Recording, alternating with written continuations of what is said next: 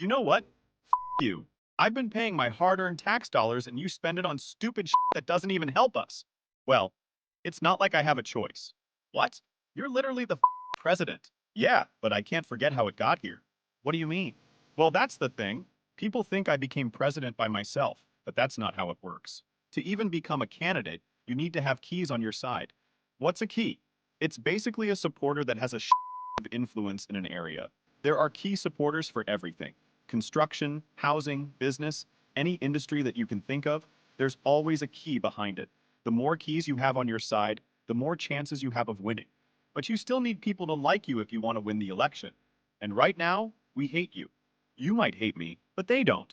Who's they? The people I manage to sway. You see, managing people becomes effective when you divide and conquer.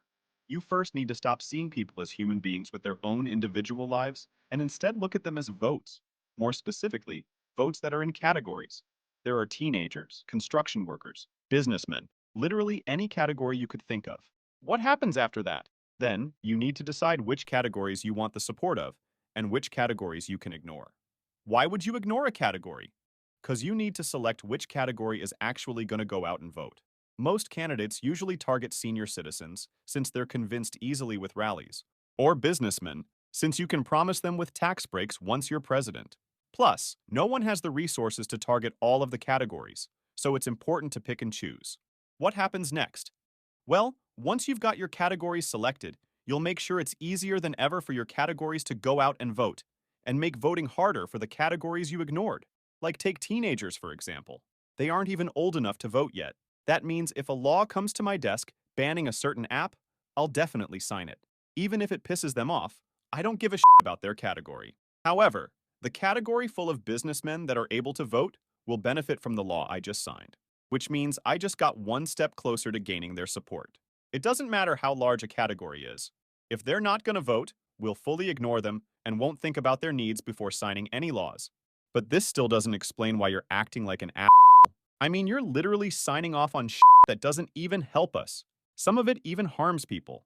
Well, I haven't gotten to the worst part about becoming president yet. The elite keys. What's that? Well, it's a little complicated.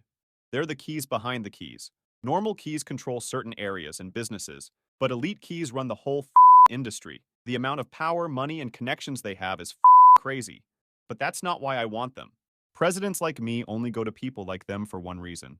And this is where this really gets deep. Favors.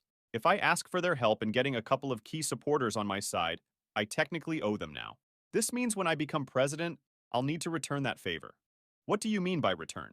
I mean doing anything in my power to make sure whatever they ask of me gets done. It could be anything.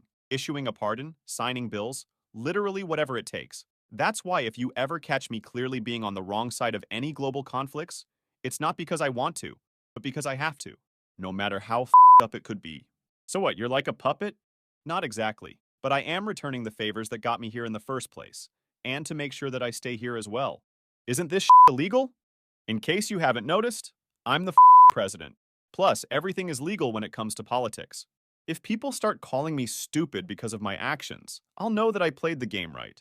But what if you don't play any games at all? You could win the proper way, keep your promises, and actually make a positive impact. Well, that's never happening. Because if I don't play the game the way it's meant to be played, I'll be running against someone who did. And there's no way I win after that. But if you keep doing this, people will stop voting for you. Not exactly. Because if you don't vote for me, the only person you got left is that other guy. He'll do the same I did, just in a different way. It's not about making people like you more than the other guy. It's about making them hate you less. Welcome to democracy.